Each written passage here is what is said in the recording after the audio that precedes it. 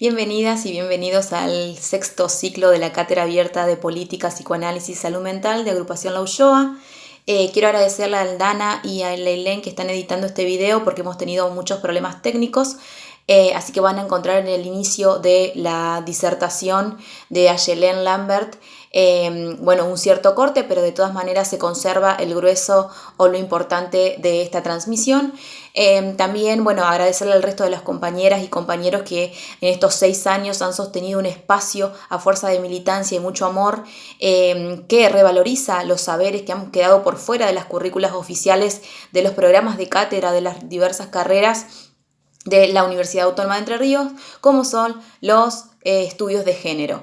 Quiero retomar también los lineamientos que plantea el Ministerio de Mujeres, Género y Diversidad de la Nación, donde plantea que los abordajes con perspectiva de género se deben realizar de manera territorial. Y en este sentido hemos tomado la decisión de poder convocar a egresadas de la Universidad Autónoma de Entre Ríos porque es importante poder darle lugar a estas pensadoras que vienen articulando, en este caso, la perspectiva de género con el psicoanálisis, una herramienta fundamental para pensar los abordajes en salud mental en los ámbitos públicos y en los ámbitos privados.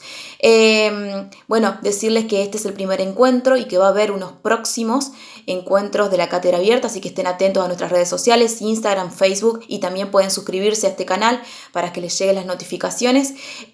Voy a presentar a Ayelen Lambert, quien es técnica en acompañamiento terapéutico, egresada de nuestra universidad Autónoma de Entre Ríos, también diplomada en Género y Derechos Humanos, capacitadora en la actualidad de 2 diplomaturas que son organizadas por el Ministerio de Desarrollo de la Nación junto a la Universidad de La Matanza, y también Eugenia Dobler, quien es licenciada en Psicología, también diplomada en Género y Derechos Humanos, que ha tenido la tarea ardua de poder escribir su tesis de grado pensando en esta articulación tan compleja entre psicoanálisis y género, y lo ha hecho de una manera muy brillante, muy clara en su transmisión. Orgullosos de poder compartirles estos materiales teóricos.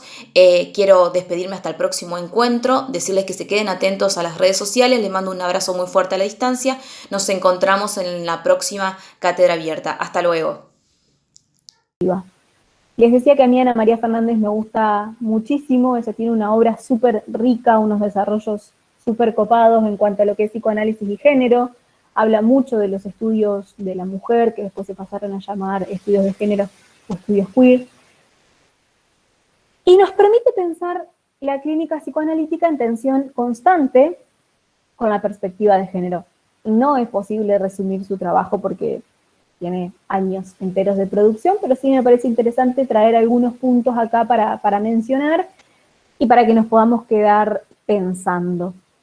Ana María Fernández, cuando habla de esto que yo les vengo comentando de los textos, de la teoría y demás, ella dice que al texto, cuando lo leemos, lo tenemos que pensar como un efecto, como un efecto. Es decir, no como algo que está dado a priori, no como algo que está de antemano, sino como un efecto a determinadas preguntas que el autor o la autora se hace en determinado momento. Este discurso que yo estoy teniendo es un efecto. Que ustedes hayan elegido estar hoy acá, invitándose a pensar la clínica desde una perspectiva de género, es un efecto, no es algo que esté dado de antemano, es un efecto de algo, de determinados movimientos sociales, de la historia que tenemos las mujeres y disidencias en nuestro país, del malestar que le generan los estereotipos de la masculinidad hegemónica en su vida cotidiana, etcétera. Son efectos. Entonces, Ana María Fernández lo que dice es, bueno, no alcanza simplemente con leer un texto y entenderlo, no tiene que ver con eso, eso es la lectura que muchas veces exigen determinados y determinadas profesoras, pero no nos sirve a nosotras y a nosotros hoy para pensar nuestra práctica. Tenemos que reconstruir las preguntas desde las cuales las diferentes teorías o las diferentes autoras y autores de esas teorías han partido para poder pensar de alguna manera nuevas respuestas, no tan alejadas de la teoría producida, pero sí que permitan reubicar eso que estamos cuestionando en un lugar que sea facilitador y no obstáculo para elaborar nuestra clínica desde una perspectiva de género.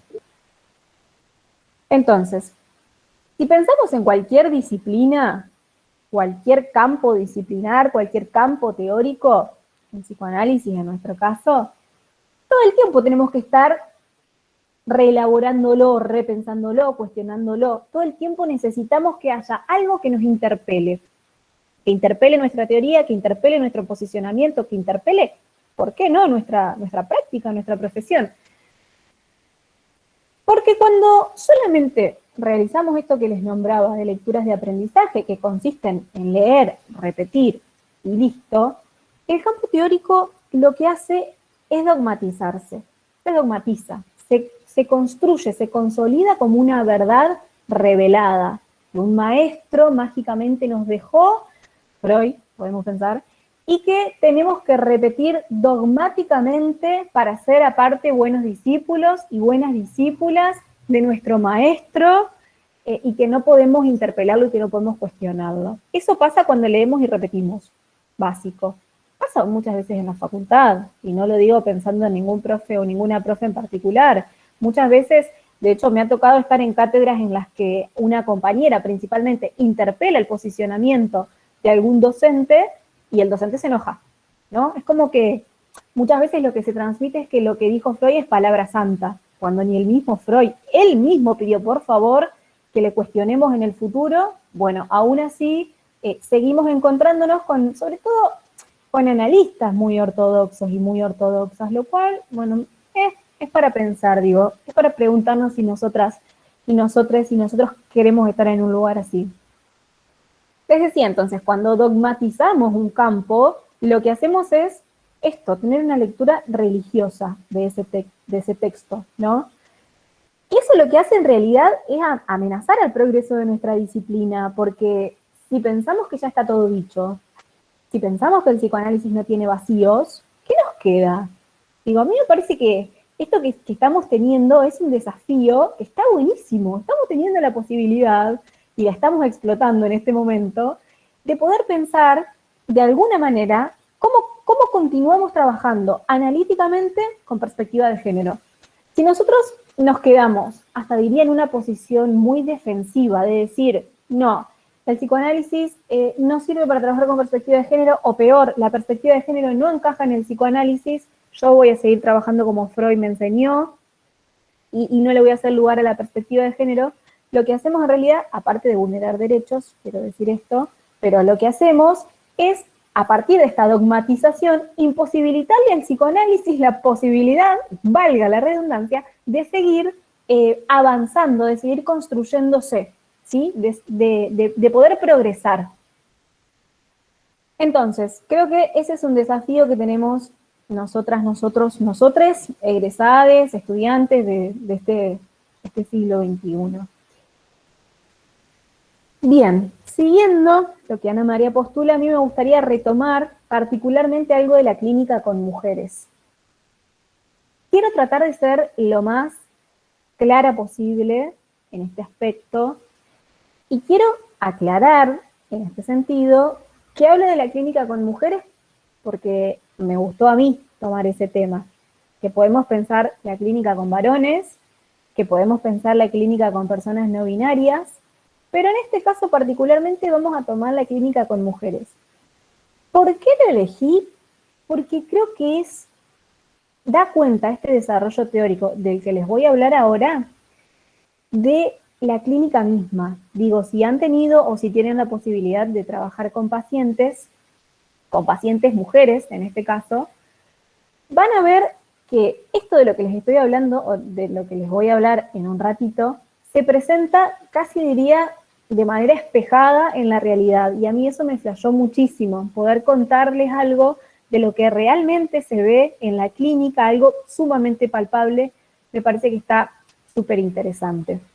Entonces, si decíamos al principio que el contexto influye en los modos de padecer, en el malestar, en las realidades que abordamos, por supuesto que las transformaciones, los cambios de la realidad social también tienen consecuencias, también tienen efectos, no solo en las mujeres que son pacientes, sino en las mujeres que son analistas también, o en las mujeres que somos acompañantes, o en las mujeres que son escritoras. Entonces eso no lo podemos perder nunca de vista. Cuando surge la sociedad industrial, se produce hay como dos momentos, ¿no? En un primer momento se produce un cambio súper significativo en lo que es la función social de la familia. Como ustedes ya deben saber, recontra remil de memoria, pero es necesario que yo lo mencione, cuando aparece este primer momento de la sociedad industrial, la mujer se recluye mucho más en el ámbito privado, en la casa, se dedica al trabajo doméstico y a la crianza, y el varón sale a laburar a las fábricas. Entonces, de alguna manera, queda como bien dividido lo que sería el centro productivo del centro reproductivo. Y lo nuclear de lo familiar queda bien dividido entre esto familiar y la fábrica o la industria.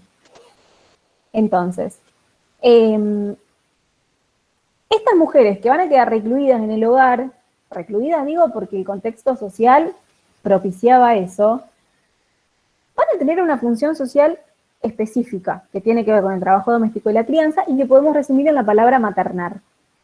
¿Sí? Ser madres, ser cuidadoras, ser esposas, ser amas de casa, etc.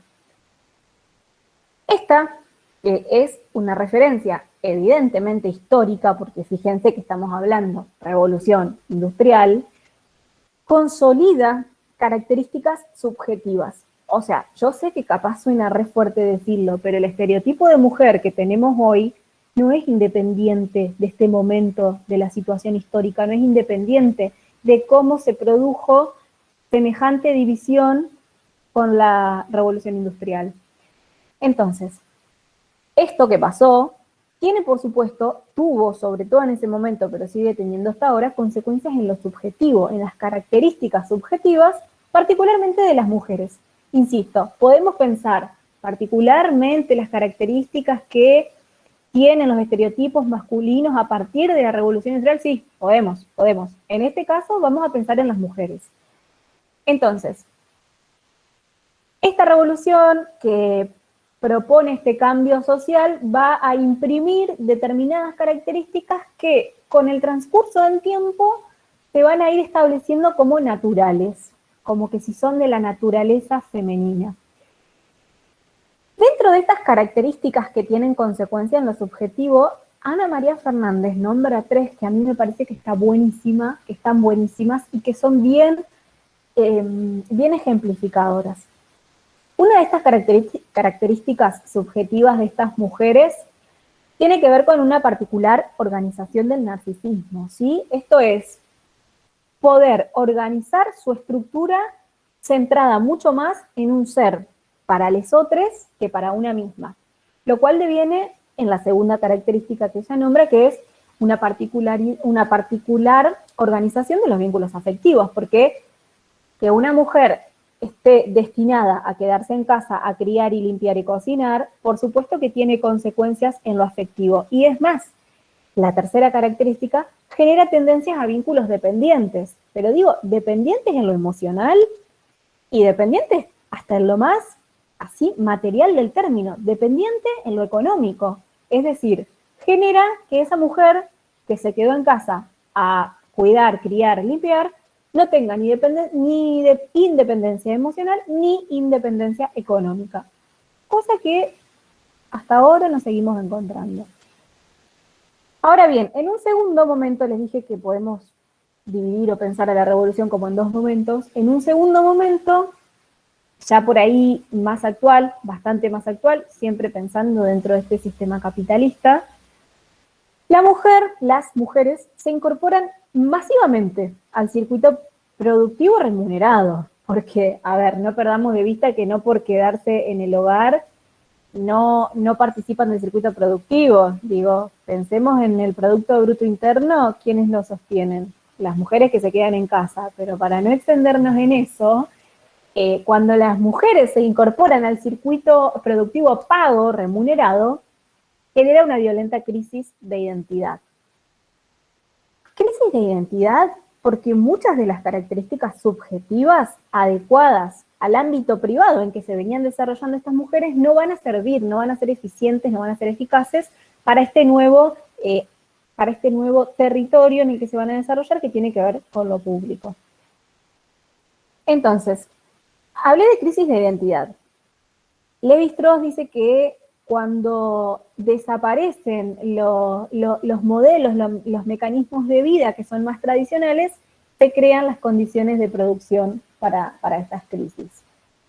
Lo que ocurre es que estábamos hablando de mujeres que tenían un papel, ser madres, pongámosle, madres ama de casa, podríamos decir. Cuando estas mujeres empiezan a salir al laburo público, al laburo remunerado, y se encuentran con que aquello para lo que fueron socializadas no es suficiente, o no sé si no es suficiente, pero el ámbito público no espera de las mujeres lo mismo que el ámbito privado. Entonces, eso es lo que genera la crisis. Los emblemas identificatorios tradicionales de las mujeres pasan a coexistir en una tensión de alguna manera dilemática, con nuevas prácticas, con nuevos valores y con nuevos significados de lo que sería ser mujer. Esta crisis de identidad no solo alcanza a aquellas mujeres que tienen que salir a trabajar por una exigencia del capitalismo, no porque se haya repensado la cuestión de género, también quiero aclarar esto. Esta crisis de identidad también alcanza a aquellas que no salen a trabajar y se quedan en casa, siguiendo con su papel de madres ama de casa, porque se empieza de alguna manera a descalificar este lugar, no solo por los varones o por el resto de las mujeres que sale a trabajar, sino por las mismas mujeres que cumplen esa función más tradicional. Y un ejemplo claro de esto, clarísimo, es el reconocido que me juego la vida, que alguna vez lo habrán escuchado, no, yo no trabajo, soy ama de casa, ¿no? Como nosotras mismas descalificando el semejante laburo que hacemos al interior del hogar. Entonces, comento esto porque, ¿por qué? Porque es importante que podamos dar cuenta de que la subjetividad se construye social e históricamente, y esa praxis social de un individuo, de un sujeto o de una sujeta, como del grupo, de la comunidad en general, no solo se inscribe en lo consciente, sino también en lo más íntimo e inconsciente de una. Porque digo, una mujer que dice, no, no trabajo, soy ama de casa, seguro que llega al final del día recontra fulminada, con la cabeza a mil, tratándose de ocupar de todo, sabiendo que eso le demanda tiempo, energía, voluntad, perder de hacer otras cosas por estar cumpliendo ese papel, pero así todo no tiene la posibilidad de considerarlo un trabajo. Cosa, déjenme decir esto, que está cambiando muchísimo en pos de las políticas públicas que estamos teniendo en este momento que buscan revalorizar ese trabajo doméstico, lo cual es importantísimo, no quería que se me pasara. Frente a esta postura que les estoy contando, tenemos planteos que son muy esencialistas. Los esencialismos lo que hacen es, cuando tenemos algo, alguna situación, alguna conducta, algo de determinado momento histórico, que tiene que ver con ese momento histórico, el esencialismo lo que hace es elevarlo a categoría de universal, ¿sí? Entonces, pasa a ser esencial, justamente, por eso se llama esencialismo. Y en este planteo ideológico, en este discurso ideológico, hay algo que es real, una partecita. Y es cierto que muchas mujeres poseen determinadas características psicológicas o subjetivas, como las que estábamos mencionando antes, esta de su determinada organización narcisística, de sus formas de padecimiento, de las crisis de identidad. Pero todo eso tiene que ver con un determinado contexto social, es decir, no podemos adjudicar estas características a la esencia femenina o a la feminidad porque no tiene que ver con eso. Estas características responden justamente a un contexto determinado, a una situación determinada, que sí, es cierto que se está reproduciendo de manera sistemática a lo largo de los siglos de nuestra historia. Pero no podemos decir que eso tiene que ver con la esencia femenina, ¿sí? Porque no tiene que ver con el ser mujer, no tiene que ver con que una por nacer mujer biológica tiene esas características. Es la situación social la que nos adjudica el desarrollo, el desempeño, los lugares que hemos ocupado. Entonces, si el esencialismo dice, bueno, es la esencia femenina, lo que hace justamente es invisibilizar toda esta construcción histórica y social, lo cual es gravísimo, porque si pensamos que todo lo que nos está pasando a las mujeres es por nuestra naturaleza de ser mujer, nos imposibilita pensar alguna transformación. Por eso es importante que podamos dar cuenta de que todo esto tiene que ver con una construcción social, para que podamos entender que de la misma manera podemos transformar esa realidad y que desde nuestros lugares, por más cotidianos que sean, tenemos que bregar por eso. Bien, no sé si alguien tienen alguna pregunta o hay algo que no se entiende, si quieren pueden tirarlo por el chat y si no, seguimos. Entonces, desde el psicoanálisis sabemos que hay determinantes fundamentales que están generados por el orden del deseo y que tiene que ver con el lugar que ocupamos en nuestra estructura edípica. Y no es que se trate de subestimar eso o que lo desconozcamos. Sí, sabemos que hay respuestas que son singulares, que son subjetivas y que tienen que ver con nuestra estructura, pero no por eso podemos perder de vista, o mejor, necesariamente tenemos que articular esos determinantes que tanto estudiamos durante toda la carrera que tienen que ver con el psicoanálisis, ponerlos en tensión y articularlos con otras determinaciones que también sujetan a las personas, a los individuos.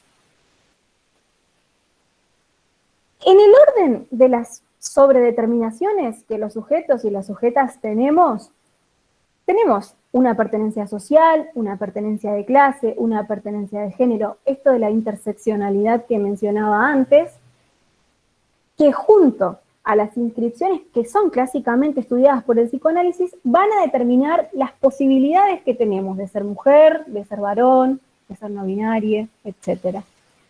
Hay algo que pasa que a mí me llama mucho la atención con la homosexualidad desde el psicoanálisis, que he escuchado muchas veces a muchas personas decir que en la homosexualidad se da una configuración edípica determinada y por eso esa persona resulta homosexual.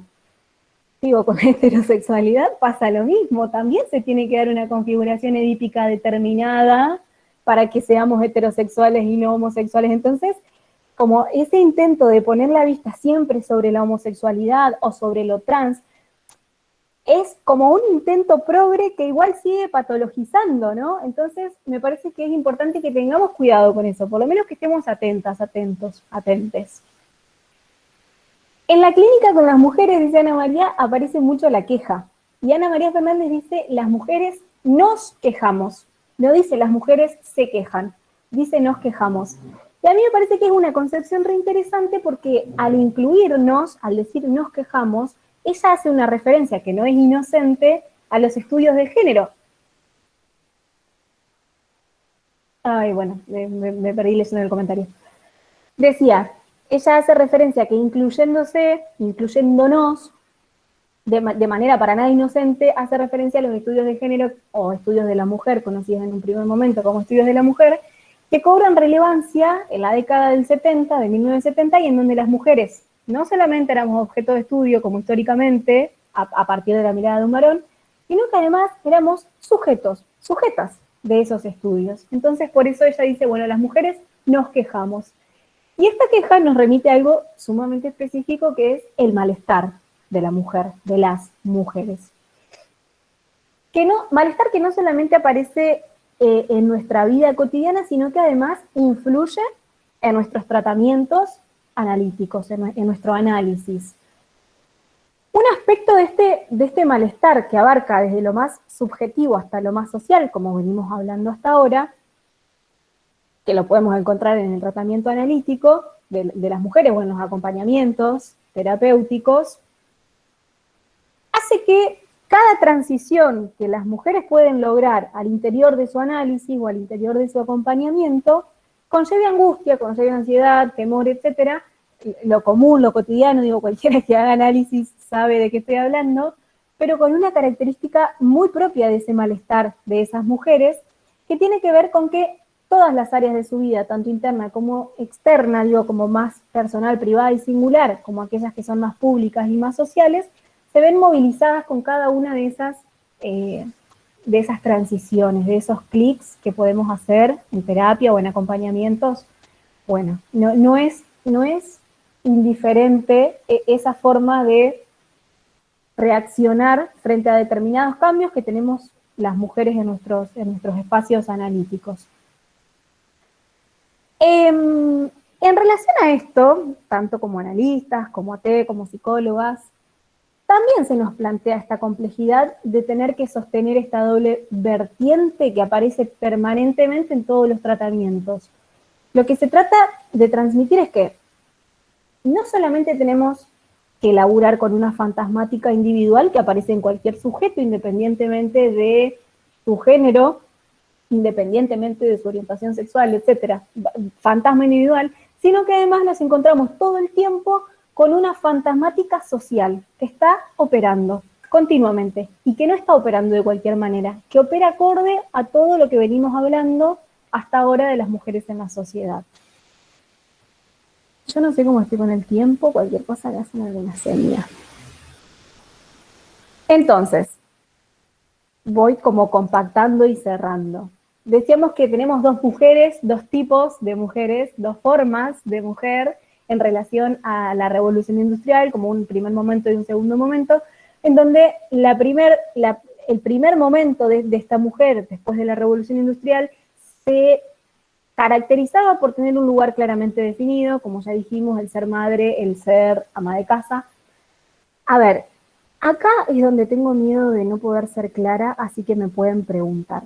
Cuando digo que esta mujer o estas mujeres tenían un lugar claramente definido, un sostén, un sistema de representaciones y de símbolos que le daban lugar, no quiero decir que haya sido un lugar que esté bueno, para nada. Es un lugar absolutamente criticable, un lugar del que claramente tenemos que corrernos, que de hecho creo que nos estamos corriendo, pero por lo menos era un lugar.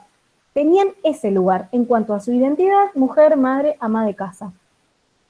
Que como les decía, bueno, brindaba todo un sistema de representaciones en el cual sostenerse y con el cual además poder identificarse.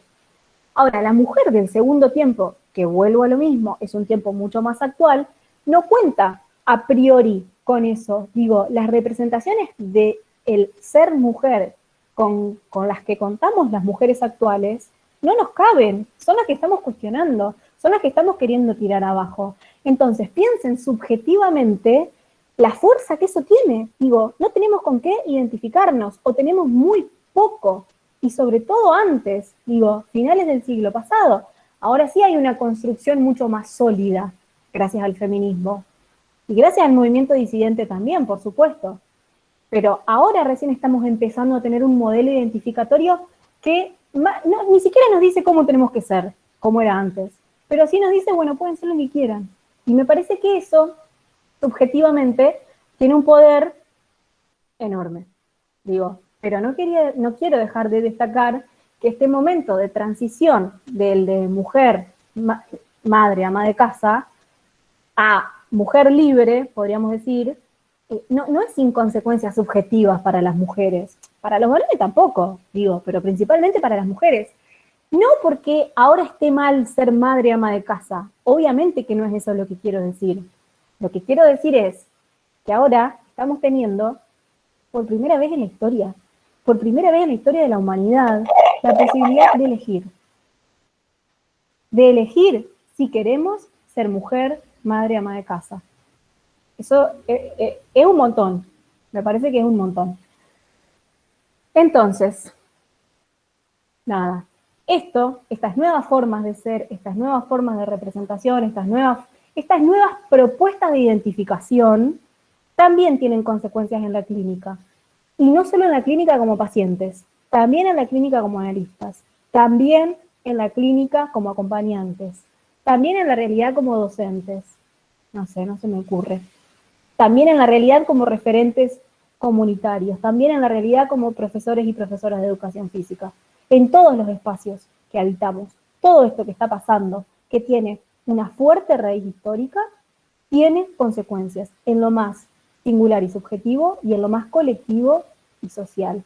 Y si no, pensemos en el feminismo. Yo había preparado para comentar algo sobre un artículo que escribí hace un tiempo, pero no lo voy a hacer porque se me va el tiempo, valga la redundancia, que se llama La terapéutica del feminismo, en donde trato de dar cuenta de esto, de cómo estamos teniendo las mujeres por primera vez un colectivo.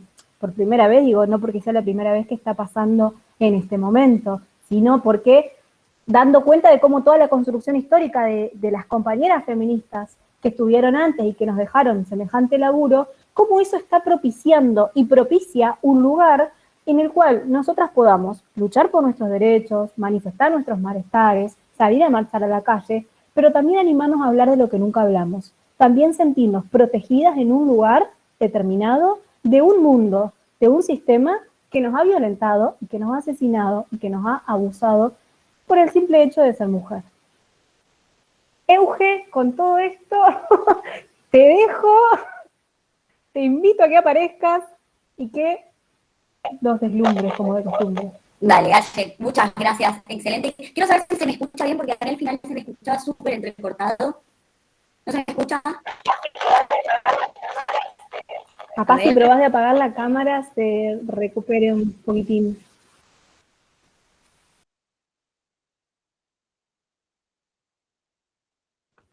A ver, ahí, ¿se me escucha un poco mejor? Hola, ¿ahí se me escucha?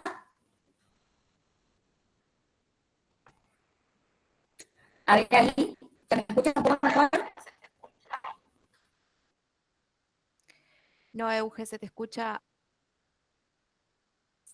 bastante mal. Tal vez si apagás la cámara. Dale, a ver. Y también hay un eco, así que si podés buscar Sí, unos auris a ver, o ahí algo. se me escucha un poco mejor. Yo escuchaba con eco hace un ratito.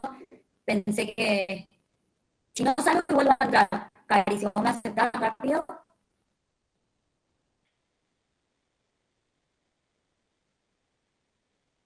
No, el tema es que cuando salgas no vas a poder entrar porque está lleno el Meet. Ah, ok. A ver, bueno, aguárdame 3 segunditos que con los auriculares a ver si se me escucha mejor. Dale, Euge, no te hagas problema.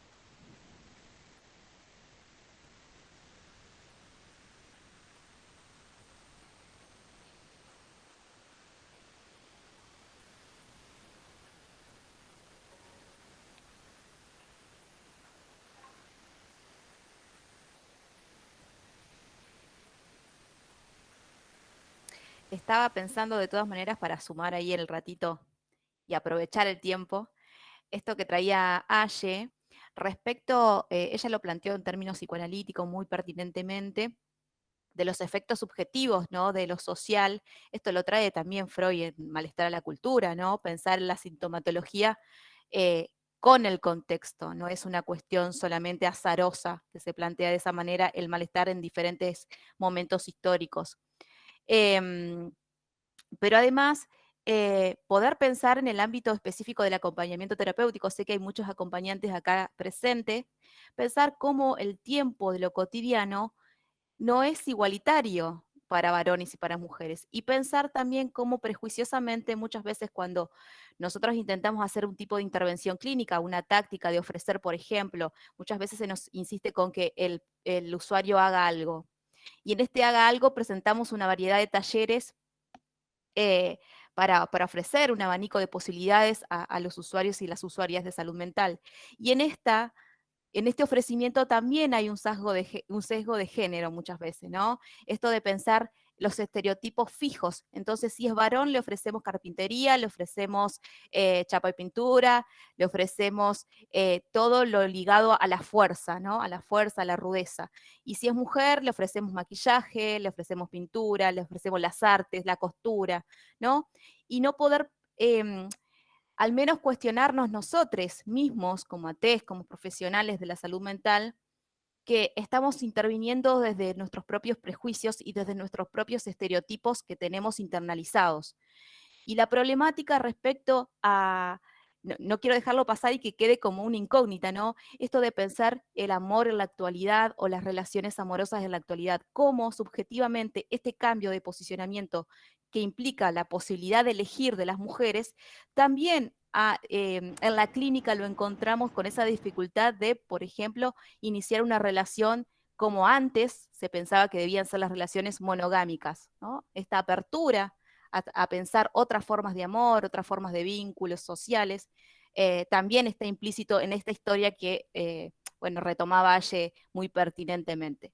Bueno, a ver, Euge, si estamos ahí Ahí, a ver, preparadas, ¿se listas. escucha?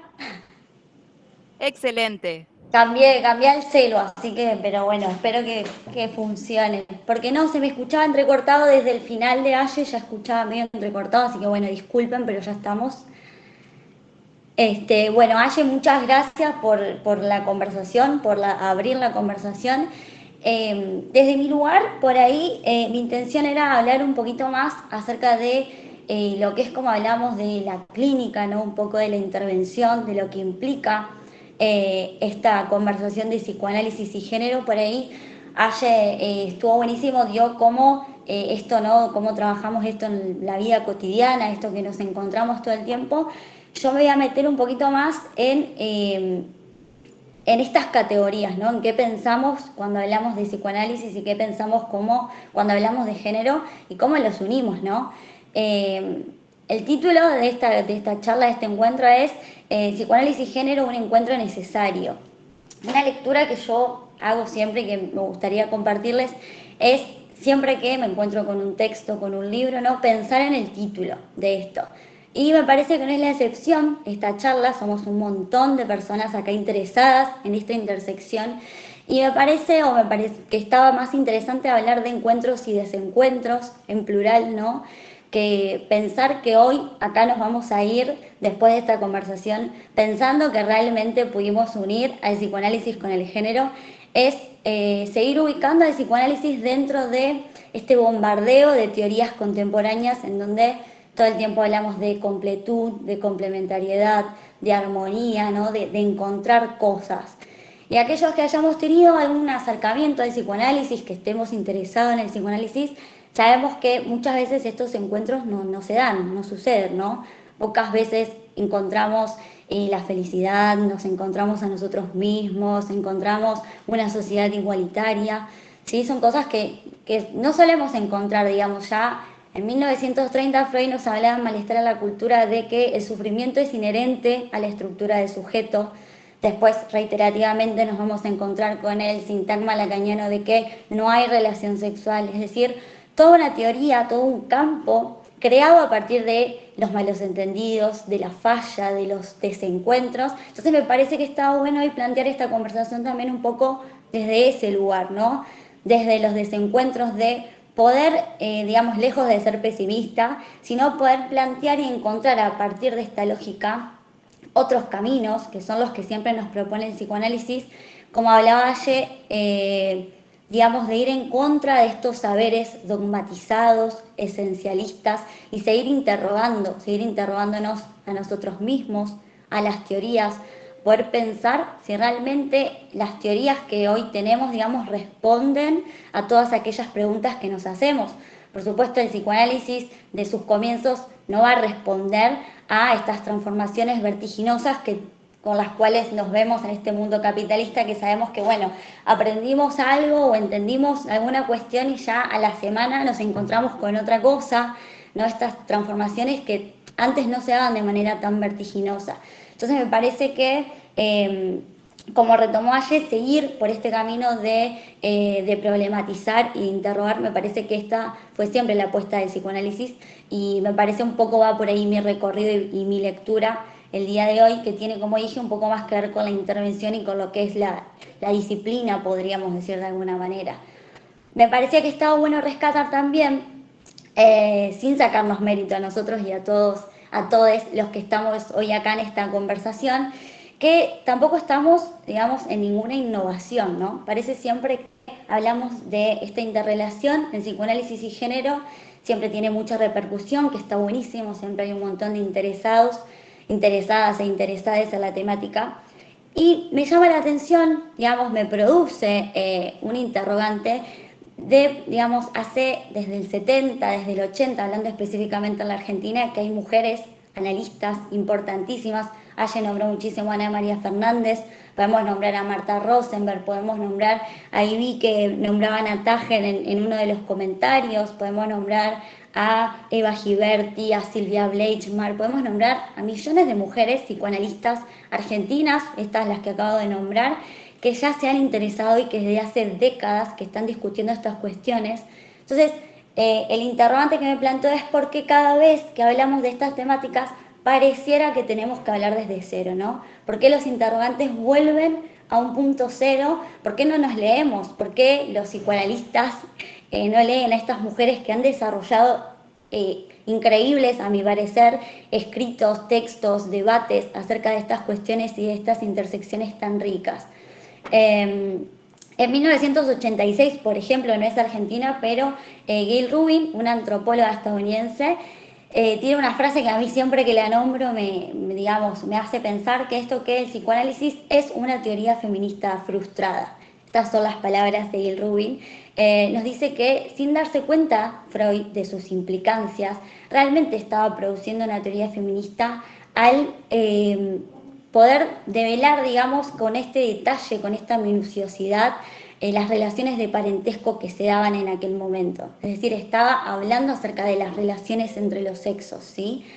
Sin ser tan ambiciosos como Gil Rubin, por ahí sin tener que hablar de qué es una teoría feminista. ¿Se escucha bien? Perdón, porque acabo de leer, perdón que corté. ¿Se escucha, Cari? Bárbaro. Como decía, sin ser, digamos, tan ambiciosos como Gil Rubin, me parece que estaba bueno poder plantear esta otra posición y de pensar al psicoanálisis, si bien no como una teoría feminista, sí como revalorizar ese gesto ético que tuvo Freud, de cómo calculo que la mayoría de los que estamos acá presentes saben, que fue escuchar a las histéricas, ¿no? Escuchar a las mujeres. Allí comienza el gran descubrimiento, como dice Freud, no es una invención, sino es un descubrimiento freudiano, el inconsciente, es algo que ya estaba allí y que él fue a descubrir. Digamos, fue él quien le dio la palabra a las mujeres, a los locos, a las niñas, a partir de esta mirada, digamos, poder pensar que el psicoanálisis tiene algo que decirnos acerca de estas temáticas, que como dije y voy a repetir bastante, ya han sido muchas las mujeres analistas que han hablado de estas intersecciones, ¿no? Este gesto ético de Freud es el que muchas veces las que nos interesamos en estas intersecciones tratamos de que los analistas tengan hoy en día, ¿no? El gesto ético de la escucha y de poder ubicar al psicoanálisis dentro de las transformaciones de la actualidad. Refiriéndome un poquito más a lo que son los conceptos, por ahí los términos, sabemos que género no es un término psicoanalítico en sí mismo. Hoy ya hablaba de la perspectiva de género, yo me quiero centrar un poquito en el concepto en sí mismo. Freud nunca utilizó el término género, así como todos los postfreudianos, los psicoanalistas no lo utilizaron, pero hay una autora que se llama Emilce Dio-Bleichmar, que ya en el 96 nos dice que si bien Freud no lo utilizaba, sí hacía referencia a estas condiciones de género que podemos hablar hoy a partir del par feminidad-masculinidad, sin utilizar este término, sin utilizar esta noción, ¿no? Este término, como digo, no es un término psicoanalítico y eso fue lo que fue haciendo, digamos, que el psicoanálisis se vaya alejando de estas discusiones que tienen que ver con la perspectiva de género. Podemos pensar, cuando hablamos de género, que es un término sociológico o antropológico, porque son estas las disciplinas que se han ocupado de él, pero en realidad no dimensionamos de que la subjetividad está allí implicada y bueno, si el psicoanálisis no habla de nuestra subjetividad, digamos, no sabemos de qué habla. Entonces lo que plantea Emilce es que, digamos, apartar al psicoanálisis, que digamos no haya nombrado al género en cuanto tal, va a traer enormes consecuencias, tanto para el psicoanálisis como para nosotras, las mujeres, en especial analistas, ¿no? Si bien en su origen este término, este concepto, digamos, no es ni antropológico ni sociológico. Money, que fue uno de los primeros precursores que utilizó este término, era médico y psicólogo, así que él fue quien, digamos, comenzó a utilizarlo. Y a partir de allí, y tomando un poco que me fui anotando lo que dijo ayer, Ana María Fernández también nos dice que no hablar de este concepto, no nombrarlo en el psicoanálisis, lo que implica es dejar de lado una cuestión política que tiene que ver con nuestra subjetividad, una dimensión política que siempre tiene nuestra subjetividad y que por alguna razón el psicoanálisis siempre fue dejando de lado en esta banalización, digamos, de la abstinencia del analista, ¿no? De que no se mete en cuestiones políticas, de que trabaja en su consultorio con la subjetividad de ese paciente en ese momento y lo que el paciente dice. Eric Lauren, hay una definición que me gusta también, es un texto que se llama Psicoanálisis y Salud Mental, define a un analista que es un analista ciudadano. Es una definición que da a lo largo del texto y que define a este analista como aquel que no solamente se queda encerrado en el encuadre del consultorio y de la clínica, sino que forma parte de los debates de la actualidad. Y que este analista tiene más que ver con las formas democráticas que se están dando en el espacio de la salud mental, ¿sí? Porque también el psicoanálisis forma parte, aunque algunos se resistan, de estos espacios de salud mental, ¿sí? Está allí, está en los hospitales, está en los centros de salud, no solamente está en el espacio cerrado de un consultorio privado, digamos, ya no nos encontramos más frente a ese psicoanálisis, podríamos decir.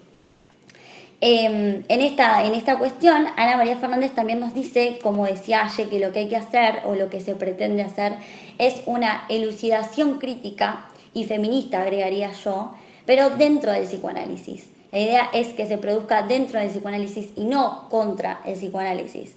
Sabemos que muchas veces también por ahí el polo que más resuena o este costado que más escuchamos es del psicoanálisis como patriarcal, como machista, como antifeminista.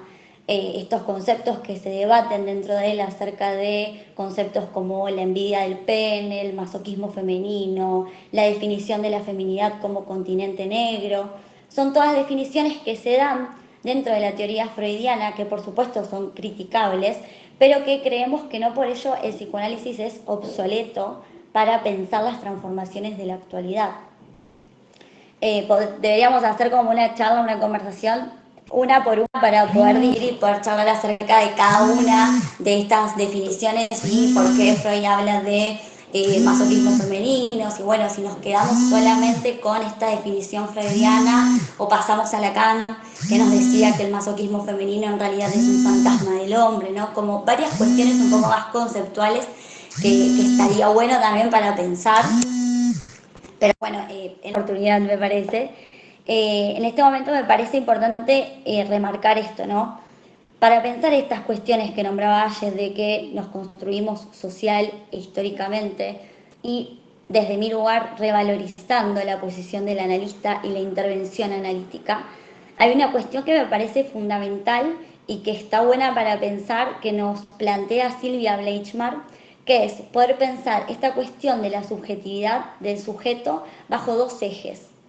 Esto a mí me ayudó mucho a pensar algunos conceptos psicoanalíticos. Plantea por un lado un eje que tiene que ver con la constitución de nuestro psiquismo y por el otro lado un eje que tiene que ver con esto que nombraba ayer de la producción de subjetividad.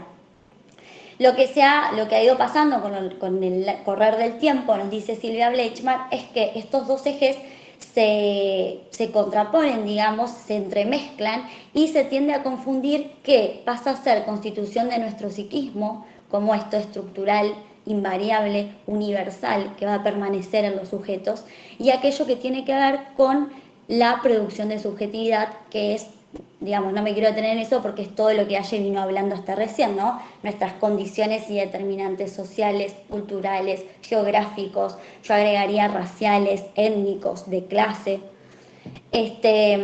Por ejemplo, y lo hago cortito porque ya si no es un montón de tiempo, el ejemplo más claro para mí es el del complejo de Edipo, ¿no? El complejo de Edipo, uno se pregunta, bueno, Freud nos decía que el complejo de Edipo es la estructuración de nuestro psiquismo. Y uno dice, ¿qué relevancia o cómo hablamos hoy con nuestras transformaciones sociales, familiares, acerca de que el complejo de Edipo constituye nuestro psiquismo? O sea, no hay manera de pensarlo, esta familia tradicional de los siglos XIX, de los siglos XX, de madre, padre, niño, en donde el niño, digamos, tiene amor por el progenitor de su sexo opuesto y odio por el progenitor del mismo sexo, ¿no? Sabemos que eso es, digamos, medio impensable en nuestras familias de hoy. Lo que nos dice Silvia Bleichmar en este recorrido de los dos ejes es que si nosotros pensamos a este complejo de Edipo y mantenemos lo nuclear de este complejo, que es en realidad la simetría que vamos a encontrar entre el adulto y el niño, asimetría que vamos a ver claramente en el poder, en el saber, en las posibilidades de este niño, este sujeto precoz, ¿no? Que vemos que necesita, se aliena a este otro para poder sobrevivir, y la indefensión de este niño Frente a ello, siempre y todas las culturas, antropológicamente podríamos decir, lo que hicieron fue una pautación de que este sujeto adulto no se debe aprovechar, no debe utilizar al cuerpo del niño como un goce, ¿sí? Como un cuerpo de goce, como un objeto sexual. No lo digo en términos genitales, digamos, no hablo de la sexualidad biológica, sino un poco más en términos inconscientes, quiero remarcar esto. Sabemos que el adulto va a ser una persona con una sexualidad tanto genital como inconsciente, y tenemos a un niño precoz, un sujeto primitivo, podríamos decir, si hablamos de Lacan, que se presenta con una indefensión, que está totalmente alienado a este adulto, ¿sí? Lo que todas las culturas pautan es esta ley de la prohibición del incesto, ¿sí? Es decir, este impedimento del adulto de aprovecharse, de tomar este cuerpo del niño como objeto de goce. Entonces, sacando estas fantasmatizaciones, como las nombraba ya al principio, de la novela familiar, del mito edípico, de lo homo, de lo hétero, de madre, padre, hay algo que permanece, que es esta simetría que vamos a encontrar siempre entre el adulto y el niño. Entonces, a partir de este pequeño ejemplo podemos pensar también en la castración, ¿no? Me parece que pensando estos dos ejes de constitución de psiquismo y de producción de subjetividad, es que es importante pensar al psicoanálisis como una intervención, como una clínica que realmente puede funcionar en las transformaciones actuales. Sabemos que el psicoanálisis no es un movimiento político como sí lo son el feminismo, pero creemos que, digamos, es desde mi punto de vista, desde mi lugar, que el psicoanálisis puede hacer grandes aportes teniendo en cuenta esta producción de subjetividad, teniendo en cuenta esta dimensión política que muchos analistas, no sabemos por qué, han dejado de lado con el correr del tiempo, y que estas mujeres analistas, en su mayoría argentinas, han revalorizado, y hace muchas décadas que están tratando de, bueno, digamos, no, esto ya lo hablamos, esto ya lo discutimos, por supuesto en el afán de seguir discutiéndolo, pero no partiendo desde esta base de cero, ¿no? Creo que uno de los elementos esenciales que podemos rescatar del psicoanálisis para poder pensar los feminismos y la perspectiva de género en este encuentro que tenemos hoy acá es esta mirada no esencialista, como decía Aye, no idealista, que tiene el psicoanálisis acerca del sexo, del deseo, de nuestra sexualidad, de los vínculos sociales. A partir de esta mirada no idealista es que creo que se puede dar un encuentro fructífero entre psicoanálisis y género, ¿sí? Teniendo siempre presente que el analista, como dije hace un rato, digamos, esta abstinencia del analista en realidad va por otro lado. Gilú García Reynoso, que es también alguien que entrelaza mucho esta cuestión de la política y del análisis, nos va a proponer que el analista tiene que involucrarse, ¿no? Que el analista tiene que tener una responsabilidad frente a los debates de la actualidad. Que esta responsabilidad, por supuesto, que va a llevar esfuerzo, nos va a demandar trabajo en esta deconstrucción de los mitos y ver cuáles de estos mitos de la teoría psicoanalítica realmente podemos tomar como núcleos duros, cuáles debemos considerar como producciones, como fantasmatizaciones en momentos, en lugares y en coyunturas específicas. Creo que a partir de allí, digamos, podemos encontrar una conversación viable entre el psicoanálisis y la perspectiva de género, o el psicoanálisis y los feminismos. ¿Se me escucha? A ver. Sí, perfecto, Euge.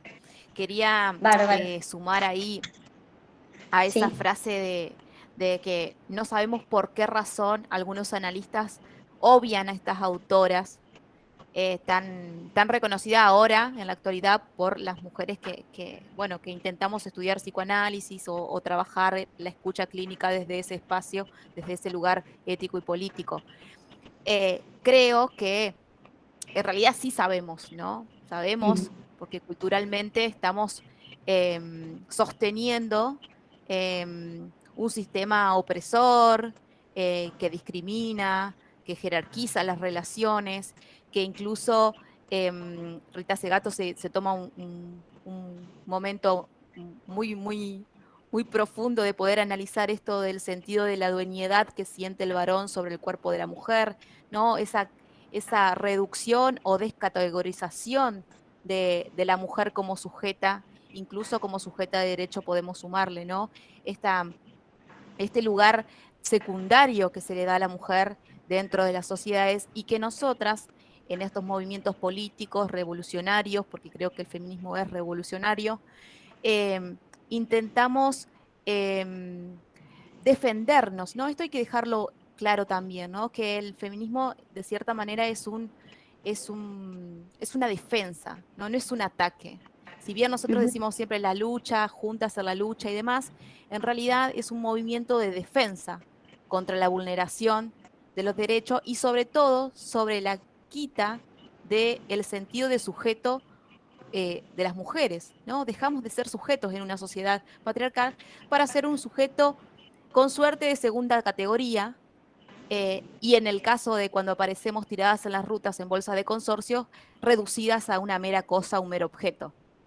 Y en este sentido, el psicoanálisis creo que trae algo de priorizar las historias singulares, la importancia de ser, de cómo se constituye un sujeto de deseo, qué significa ser un sujeto deseante, estar en falta, tener un proyecto de vida, cómo sostener un proyecto de vida, puede servirnos para escuchar clínicamente a estas mujeres que muchas veces se le quitó la subjetividad y no se las escuchó. Bueno, eso aporto como para ir sumando. No, totalmente. En ese sentido, por supuesto que sabemos por qué estas importantes autoras, digamos, están resurgiendo ahora, pero también marcar esto que vos bien decís, que inclusive estas mujeres analistas, pensadoras, han quedado de lado, digamos, estas voces tampoco fueron escuchadas, y ellas que eran, digamos, las que traían el saber, digamos, las que podían hablar por nosotras, del mismo modo fueron silenciadas que nos queda a las demás, ¿no? En ese momento, la década del 70, del 80, que ya se venían discutiendo estas cuestiones, bueno, ¿qué les quedaba a las otras mujeres, ¿no? También pienso en esto de enfatizar también los binarismos, ¿no? O bueno, o estás, o sos psicoanalista, dogmático, conservador, hombre, o el psicoanálisis es machista, patriarcal, digamos, ¿no? Siempre tratando de superar, de eliminar estas contradicciones y estas paradojas que así como están en el psicoanálisis también las encontramos en los feminismos muchas veces y que siempre tratamos de revalorizar esto en nuestros movimientos porque creemos como feministas que es lo más rico que tenemos, ¿no? Esto de no hablar de el feminismo sino de los feminismos, también me parece que podría aplicar tranquilamente para los psicoanálisis.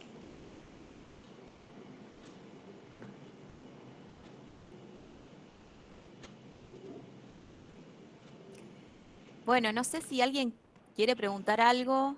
Yo podría sentarme a conversar con ustedes como lo hemos hecho en estos encuentros anteriores, mientras planificábamos la cátedra abierta, pero tal vez podemos darle lugar a la palabra de otras compañeras que tienen dudas o tal vez algún comentario para aportar.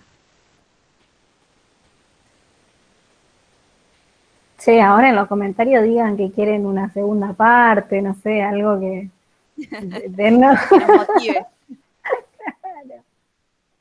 Ahí Leticia quiere hablar. Hola compañeras, ¿cómo están? Bueno, felicitarlas, felicitarla a Euge y a Aye por acompañar a Cari también en esta reapertura de el sexto año de la cátedra. Es conmovedor por ahí ver la convocatoria por un lado, ¿no? Y por otro lado también el esfuerzo que conlleva poder sostener estos espacios y que este espacio de cruzamiento por ahí un poco también político y con el psicoanálisis vaya tomando este viraje que ha tenido también nuestra sociedad en las discusiones en estos últimos 3 años. Digo, para mí es súper conmovedor y me encanta que cada vez haya más voces y más personas que se sientan convocadas a poder participar de este espacio. Y la verdad que simplemente tomaba la palabra para mi gatita, esta re hincha, pobre, que no me vio todo el día, para felicitarlas, felicitarnos y bueno, obviamente a incentivar a que esto siga sucediendo. Y por ahí también agregar a un comentario que había hecho Cari en un entremedio, que justo me pude sumar un poquito más tarde, hablando de esto, ¿no? De determinadas actividades por ahí más asociadas con el estereotipo de algún género. Me parece súper importante esto en la salud mental de quienes por ahí son depositarios de algunos beneficios. Hoy por hoy la responsabilidad que me toca de llevar adelante en la coordinación de género, implementar las normativas de acceso laboral trans, por ejemplo. Hemos detectado grandes dificultades con estas cuestiones porque vos imagínate que son personas que normalmente están muy, digamos, también sufren esto del techo de cristal, digamos, que sufrimos las mujeres y las disidencias. Entonces, este techo de cristal en el campo laboral es mucho más visible y de repente no piensan que puede incluirse para trabajar en otro tipo de cosas que no sea limpieza, arreglos, cuidados y etcétera. Entonces, el principal desafío que tienen por ahí las organizaciones y las personas que tienen algún ápice de decisión para poder tomar, tiene que ver con esto, ¿no? De poder arrojar una mirada que pueda no volver a revictimizar a la persona a cambio de dinero, porque termina siendo eso un trabajo siempre dentro de los mismos rubros, digamos, para las personas de los mismos géneros, sino que por ahí pensar no solamente la praxis de la profesional en el campo de la salud mental, sino también en la toma de decisiones para un Estado un poco más justo.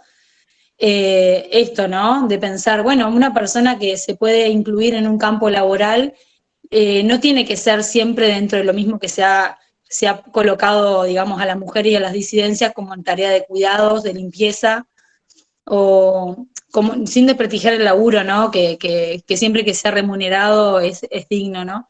Pero también pensando en esto, el circular de los géneros en otras actividades laborales, ¿no? Y bueno, justo estábamos hoy con este tema y me llamó mucho cuando Cari mencionó esto en la práctica de la T y por ahí la actividad que se puede proponer, o hasta cuando uno va a comprar un juguete que te preguntan si es para nena o nene, todo, digamos, estas cuestiones que uno empieza a cuestionar y el desafío está en eso, ¿no? En pensar que desde mi lugar como profesional, como de repente, ¿no? Como estudiante, como graduado, como participación en la universidad, en el lugar que me toque estar, ¿cómo puedo yo para colaborar o abonar a deconstruir estas miradas, ¿no? Que realmente generan un impacto muy fuerte en la salud mental de las personas, porque hoy por hoy muchas de las trans terminan renunciando a su trabajo porque se sienten revictimizadas, digamos, porque tienen que asumir un cierto maltrato a cambio de poder tener un trabajo, cosas así. Así que la verdad que para mí es muy hermoso esto que se da y la potencia de los temas que trajeron las chicas son fantásticos. Así que bueno, felicitarlas y mandarles un besito.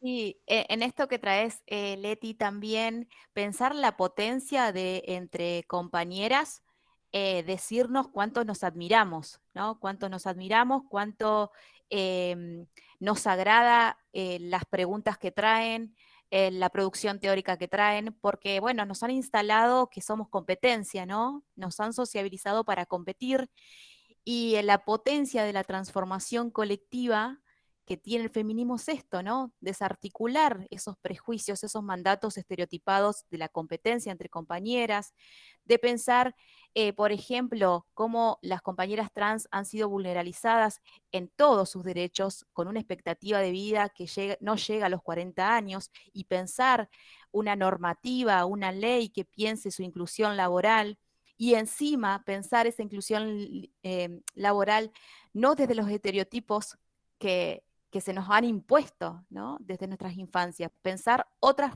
posibilidades. Esto que traía Aya al inicio, de pensarnos libres, ¿no? Eh, no lo hablemos en términos filosóficos, sino más bien en el sentido más común del término libre, ¿no? Eh, pero bueno, me parece que la potencia del feminismo también radica en eso, en la pluralidad, en el compartir con otros. Y en esto de que muchas veces los que militamos políticamente sabemos la importancia de las referentes, las referentas políticas. Bueno, las admiradoras de Cristina, hay muchas acá que estamos presentes, pero también el feminismo tiene la potencia de que esas referencias también son plurales, ¿no? No solamente son personificadas, sino que también hay cierta pluralidad que se respeta y se valoriza. Y eso también es una gran potencia que otros movimientos no han tenido. No sé, Anto, ¿querías hablar? Sí, compas. No, bueno, por ahí quería agregar algo que Leti por ahí dijo y me dejó picando un poco. Y es esta cuestión de que, así como todo militante, digamos, siente que puede cambiar la realidad de otros, yo creo que este encuentro y plantearnos estas cosas también hace que nosotros podamos poder cambiar realidades, ¿no? Cambiar nuestra realidad y también ayudar a otros y a otras a que cambien su realidad, a que se animen. Entonces me parece que este encuentro es como un chispazo, digamos, para seguir prendiendo fuegos, digamos, y bueno, y hacer que obviamente que las mujeres podamos estar donde querramos estar, y bueno, y eso. Sí, gracias, Santo, por el aporte. Sí, y decirle a las compañeras que están ahí, bueno, está explotando el chat, que están en el chat pidiendo otros encuentros, sí, por supuesto que se vienen al menos organizados, hay 2 encuentros más y estoy pensando en otro más. Así que hay mucha cátedra abierta este año, que creo que estamos cayendo en que el año pasado cumplimos 5 años y recién este año estamos elaborando que cumplimos 5 y ya son 6. O sea, es un montón. Yo por momentos me emociono porque, nada, sostener estos espacios que desde la militancia, desde el amor, compromiso, mucho trabajo. En este caso lo armamos de manera virtual, pero en épocas presenciales corríamos por los pasillos de lo normal porque nos cambiaban el aula, porque no conseguíamos un aula. La terminamos haciendo una vez, creo que estaba Heraldo Cabañas por ahí. Un año hubo que, bueno, nos cerraron todas las aulas y nos mandaron al subsuelo. Y de todas maneras tuvimos convocatoria, estuvimos felices de poder desde los cimientos de la universidad explotar todo, en el término de pensar cómo deconstruimos estos mandatos de el psicoanalista varón que tiene el saber absoluto y nosotros venimos a cuestionarnos desde el lugar más humilde. Así que bueno, agradecida del espacio, chicas, las admiro muchísimo.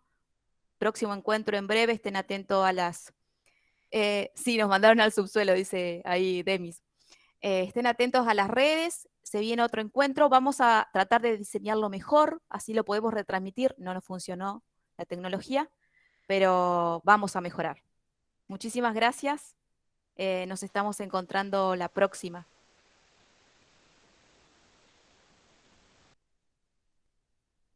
Explotó el subsuelo, dice la Leti. Chao, gracias. Chao, hasta luego, muchas gracias por estar. Bueno, Chao, buenas gracias. noches, muy linda la charla, me voy feliz. Qué bueno, yo también me sumo a los agradecimientos por los comentarios y por la invitación también, Cari. La verdad que súper contenta de tener el privilegio de inaugurar. Y Euge también, una grosa, me gustó muchísimo la exposición, así que gracias a vos también, Euge. Muchas gracias a las dos. Me estoy con el celu así mirándote todos los comentarios y un quilombo. No sabés lo que es el chat. No, pero muchas gracias de verdad también a todos los que nos escucharon, que también son las 8 de la noche, pero bueno, así que súper fructífero el espacio. Chao. Chao. Chao. Acompañada acá. Muchas gracias por el encuentro. Chao, Carla, nos vemos.